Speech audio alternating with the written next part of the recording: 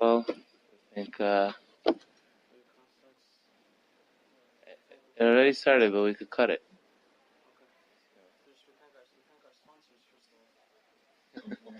We can't go first. This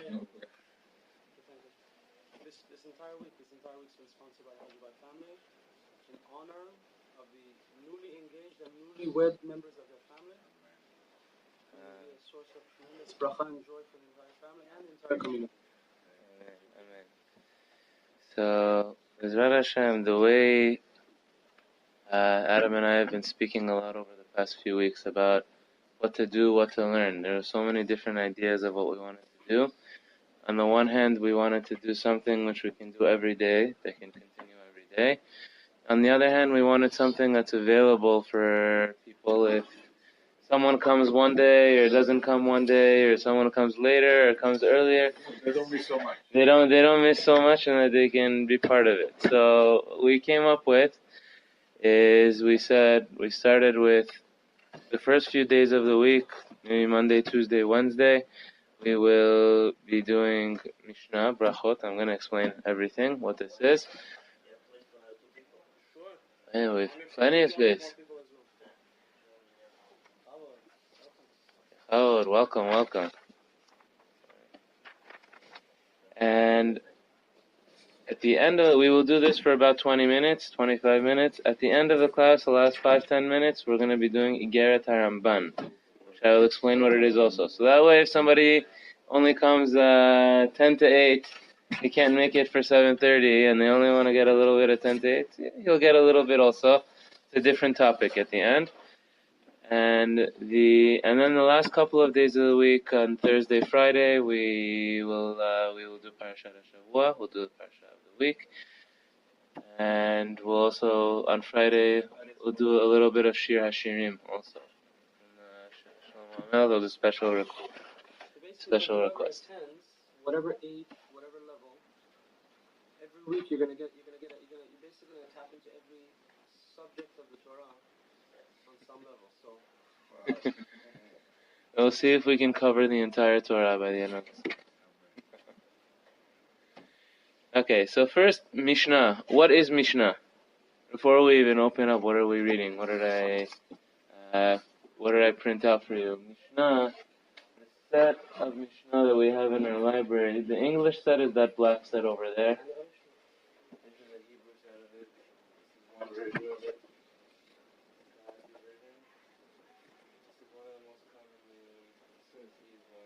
This set, this is the book of Mishnah. If you want to see it, these are popular ones. Kehati. It's very, very popularly studied in Israel at the younger ages. The kids, they start reading Torah before they get into Gemara. They learn Mishnah. What exactly was this book? Mishnah was written around the year. It was finished, I should say. It was completed around the year 200 CE. 200 after the Common Era, so you're talking it's a 1800-year-old book, and this was the first book written of Torah Shebe'al Peh. We have two kinds of books in the Torah. We have Torah Shebichtav, which is the written Torah. Hashem's words to Moshe, Hashem's words to the Nevi'im, whenever they spoke to us, the words that He gave, or inspiration from the Nevi'im. Whether you have from Shmuel HaNavi, from Yeshayahu, from Yirmiyahu, from David HaMelech, Ezra, Nehemiah, all the books that we have which were inspired by the prophets, from Moshe Rabbeinu and from all the prophets, that's Torah Shebichtav. That is the written Torah. That is where all our values comes from. It's where all our mitzvot come from. It comes from Torah Shebichtav. However, having a book, just one book, is not enough. It doesn't help you if you don't know how to read that book. Right? So, for example, I'll give an example. The Havdil ben Kodesh lechol, to separate between Kodesh and Chol. But let's say you have in the United States, they have Constitution. You have a Constitution of the United States. Is it enough to just give a Constitution that everybody should read a Constitution? There has to be an explanation for the Constitution. There has to be for example, If the Second Amendment of the Constitution says that every person has the right to carry a gun, every person has the right to bear arms. Every person has the right to bear arms. Every person at every age has the right to bear arms. Does he need a license? Does he not need a license? What kind of gun? He can carry a rocket launcher every person can carry, or is it just a handgun? And everything needs explanation. You can't just have the book by itself. And there has to be an explanation that goes with it, and there has to be a system to always understand it and to explain it. And the Torah, again, the Havdil ben Kodesh lechol. The Torah is the same way. The Torah, Hashem said, for example, in Aseret HaDibrot, Hashem said, Lo tirtzach, do not kill. 2 words, do not kill. It's not explained. Don't kill people, Jews, Goyim, animals. Are you allowed to kill an animal? Can you not kill an animal? Can you abort a baby? Can you not abort a baby? Self-defense. Can you kill in self-defense? Euthanasia. If a person's at the end. What are the parameters of lo tirtzach? What does it mean? How do you explain it? So you have the written word. You have the written words from Hashem, and then you have perushim. Then you have the explanations. Now, from the time of Moshe Rabbeinu until the time of Rabbeinu HaKadosh, Rabbi Yehuda HaNassi, the Perushim, there are different kinds of Perushim. There are some Perushim that we have mi Moshe Rabbeinu. There are some explanations that we have from the time of Moshe Rabbeinu, from the time of the desert, that we always understood this is what this mitzvah means. So Torah says, V'ayu todafot ben enecha, it means to put on tefillin. I know, there's no arguments, there's no debates, everybody knows. When we read this pasuk, every child that goes to school learns this is what the pasuk means. There's no machloket on it. We have it from Moshe Rabbeinu, all the 613 mitzvot we have from Moshe Rabbeinu. And then you also have, but all of it was kept orally. They didn't write it down. They said, confuse it. Torah shebichtav, the written Torah is from Hashem. The oral law, we don't write it down.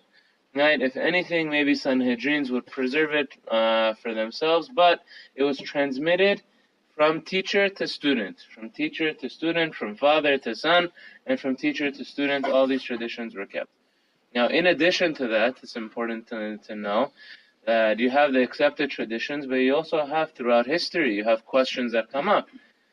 Right? Not everything was settled at the time necessarily of Moshe. You had, over the course of history, you had questions that come up. So how do you settle it if there's a question? If there's a she'elah, right? Let's say electricity comes, and I need to know, can I turn on electric on Shabbat, or I cannot turn on electric on Shabbat? Right? So this is a later time in history, but earlier in Am Yisrael's history, earlier in the Jewish people's history, the Torah set up a system. The Torah says, Ki yipaleh mimecha davar lamishpat. When you have a question, lamishpat, also in civil law, also in businesses, people have arguments. You need a way to settle a dispute. Ben dam ledam, ben din ledin, ben nega lenega. If you have certain bloods, blood is tahor, blood is tameh. Ben if tzara'at, is this person comes, is it tahor, is it tameh? It says, Hashem says, I'm setting you a system in order to resolve these questions, and that is the Batei Din, the courts of Am Yisrael. Hashem said the highest court of the Jewish people, the Sanhedrin, or the Supreme Court, is located in the Beit HaMikdash. They stayed in the Beit HaMikdash, Ruvata el HaKohanim ve'el Levim ve'el HaShofet, and you'll come to the judge, ve'higidu lecha, they'll answer you. They're the final answer. Then also, they set up other courts under them. You can't have every person waiting in line for this. You'll wait 6 months, 2 years until you get your answer, right? But then you had lower courts. You had courts of 23 judges that they were able to be danim dine nefashot. They were able to even give a person death penalty. And then you had lower courts. You had courts of 3, in the smaller cities or in the villages, or people would choose judges for themselves, that on the day-to-day matters they were able to judge.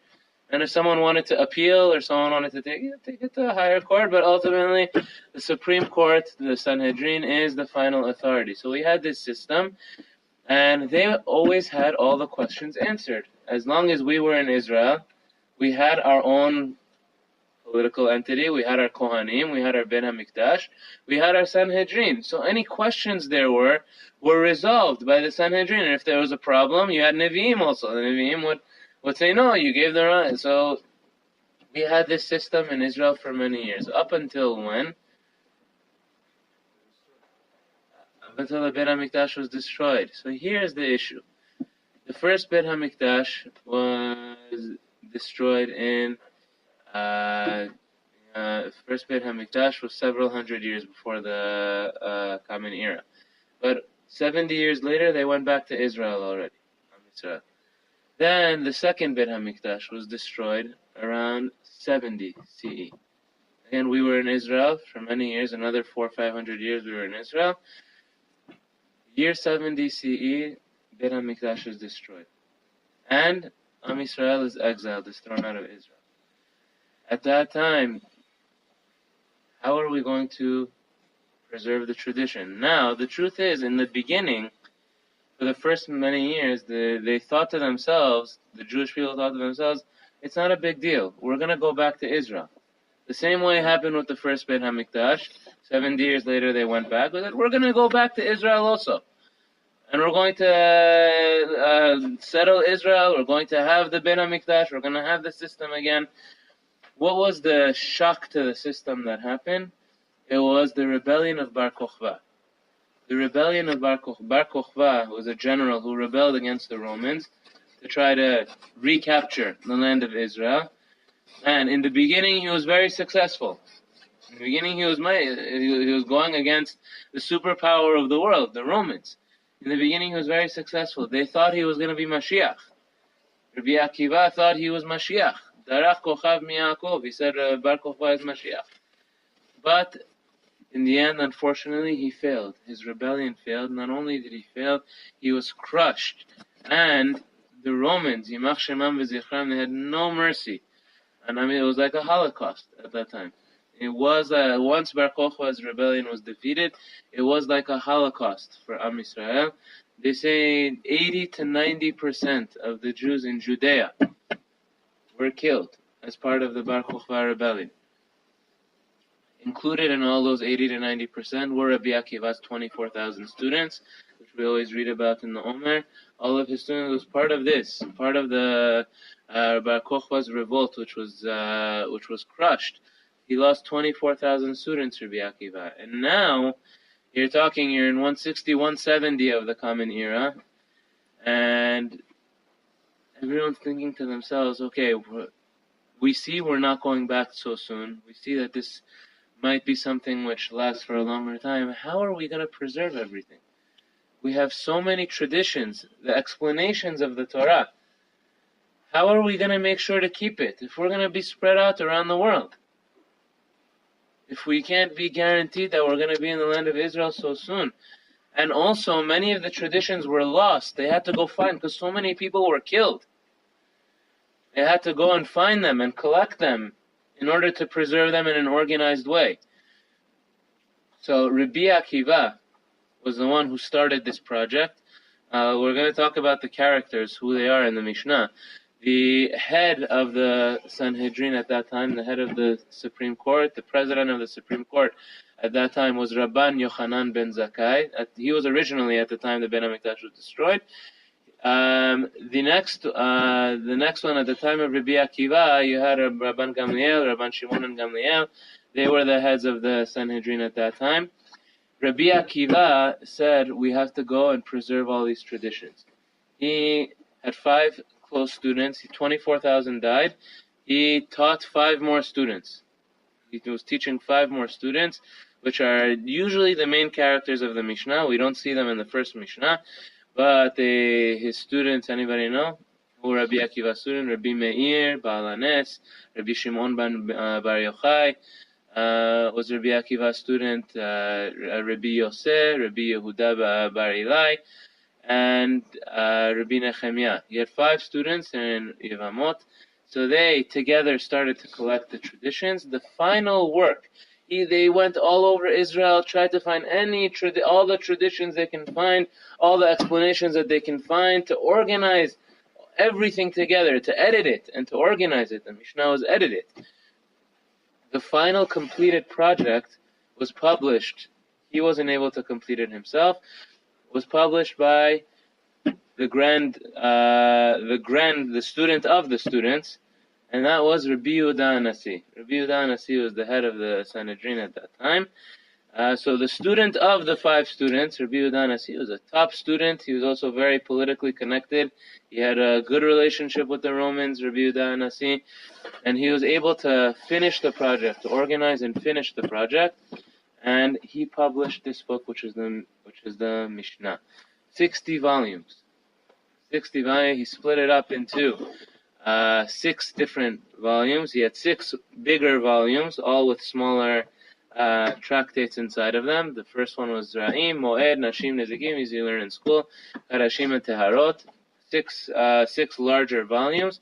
The first one was Zra'im. Zra'im, it's mostly agricultural law, the land of Israel. You see how they still had Israel on their minds. This was the first thing.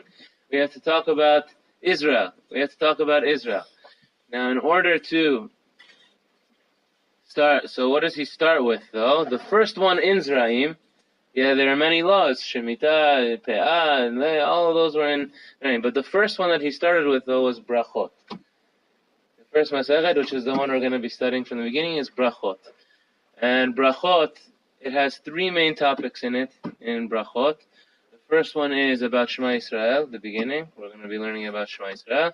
It's all the laws related to Shema Yisrael. The second one is Tefillah, Amidah, the main parts of Tefillah.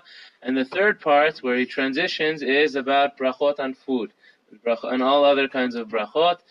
So once you have the Brachot on, then you transition into the land of Israel, because that's how all the fruit comes from the land. All the food comes from the land. But this is what Rabbi Yehuda Nasi chose to start with, but this is the book of the Mishnah, and this is why it's so important. He tried his best to be short and simple. The Mishnah originally had the intention of being memorized. And when the children, when they learn in Israel, and they go to the schools in Israel, and the schools in the US, they don't do it as well. But in Israel, whenever they learn Mishnah, they memorize it. They keep on reading it over and over and over. They make sure that they memorize it, and it's written in a way that was short and in a way that could be easily memorized. Right? It's not very detailed and analyzed. He gives you the laws. Then you have the Gemara. We'll talk about the Gemara another time. So, should we start Mishnah? Let's start the first Mishnah. Okay. So who wants to start? I don't know if we'll get that. No. They should read.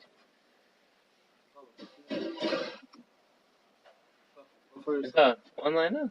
Daniel, B'chawah.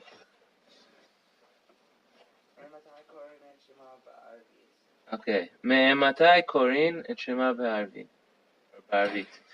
From what time do you start reading Shema and Arvit? So, notice Rabbi Yehuda Nasi's writing. Gemara already brings this up when you read the Gemara. What mitzvah is he talking about? Shema Yisrael, right? Now, you want to write a book, right? There were those like the Rambam that wanted to write a book to give you all of the laws and to teach you all the laws. Now, if you want to talk about the mitzvah of Shema Yisrael, you want to tell everybody about the mitzvah of Shema Yisrael, how do you start the book? Introduction. Now, what does your introduction say? Tell me what Shema. The Torah says, U'shochvecha u'kumecha. And because of that, there's a mitzvah called Shema Yisrael. And these are the details of Shema Yisrael. When do you read Shema Yisrael? That's not how he started. Right? The mitzvot people know. You know the mitzvot already. I'm not teaching you the mitzvot. I'm teaching you details. I'm giving you the deal. There's a somewhat educated public. The mitzvah you know already. You as a child, now everybody knows there's a mitzvah to read Shema Yisrael. What am I giving you? The details. From when do you read Shema Yisrael? We have 2, b'shochvecha u'kumecha, in the evening, in the morning. So first he's going to talk about the evening, then afterward he's going to talk about the morning. Me'ematai korin et Shema be'arvit. Of course, he starts with Arvit first. Why does he start with Arvit? The day starts in the evening. The Jewish day starts in Vahi Erev, Vahi Boker, Yom Echad. So it's very intelligent of him to start in this way. Right? He already wanted there. It's already assumed in the question. You know that there's a mitzvah of Shema Yisrael. So he already assumes you know there's a mitzvah of Shema Yisrael. What am I teaching you? Me'ematai. From when? From what time? Korin et Shema be'arvit. And let's get the answer. Misha'a, what's the answer?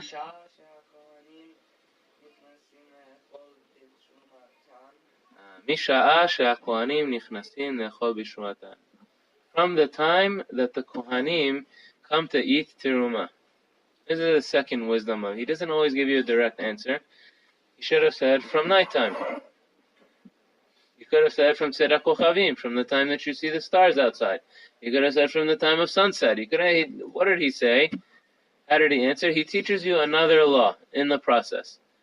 Misha'a sheha-kohanim, from the time the Kohanim come to eat their teruma.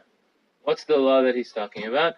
Teruma, there were gifts that everybody had to give the Kohanim. From Israel, from the land of Israel, that you planted, you had fruit, there was a tax.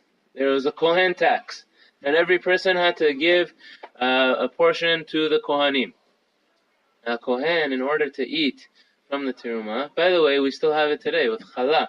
Challah is a part of Teruma. Now, today we burn it. Sfaradim, maybe we'll Sfaradim, you can actually give it to the Kohen outside of Israel. The Kohen is able to eat it if he knows how to go to the mikveh. Kohen is allowed to eat it. But most people, they burn it.